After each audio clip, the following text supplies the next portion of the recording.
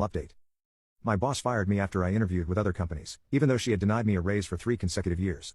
I consider this disloyal, she said, revoking my building access on the spot. I smiled, wished her well, and left without causing a scene. 3 days later she received an email from "We value your perspective," added the chief marketing officer.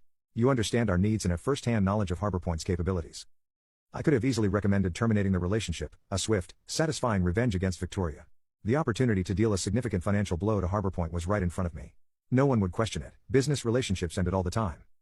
But that wasn't who I was. Revenge might feel good momentarily, but professionalism would serve me better in the long run. "I think we should evaluate HarborPoint on the same criteria as any other potential partner," I said carefully.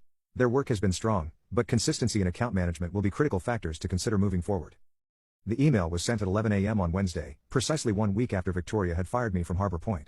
I hadn't orchestrated the timing. It was simply when North Bay's executive team finalized their decision after reviewing proposals from 3 competing agencies.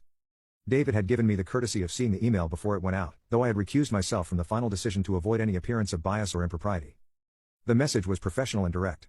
After careful consideration of our marketing needs moving forward, North Bay Solutions has decided to transition our account to Meridian Creative effective immediately.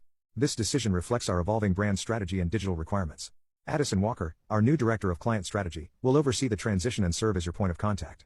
We appreciate our partnership and request all materials be transferred by end of business Friday. I imagine Victoria's reaction upon receiving the news, the shock, then the dawning realization of what had happened. Not only had she lost me, but now she had lost North Bay, a client representing nearly 30% of HarborPoint's annual revenue, and I would be the one managing the transition. The perfect professional revenge had fallen into my lap without my having to orchestrate it. I hadn't needed to badmouth HarborPoint or sabotage the relationship. The company's own shortcomings, highlighted by my departure, had done that for me. That afternoon, I received a LinkedIn request from Jessica, HarborPoint's receptionist, followed by a private message. "The office is chaos. Victoria's been in emergency meetings all day. 3 other account managers have updated their resumes. Karma works fast." I didn't reply immediately. There was no need to gloat or insert myself into HarborPoint's internal affairs. Instead, I focused on building my new team and establishing our processes. Success, after all, was the best revenge.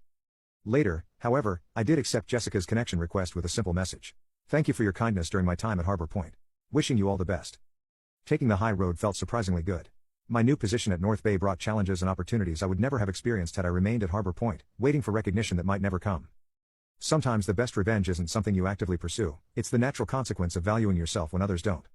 Looking back on that journey a year later, I realized that Victoria had inadvertently given me a precious gift, the push I needed to find my true worth. In seeking revenge, I found something far more important, self-respect and the courage to claim the success I deserved.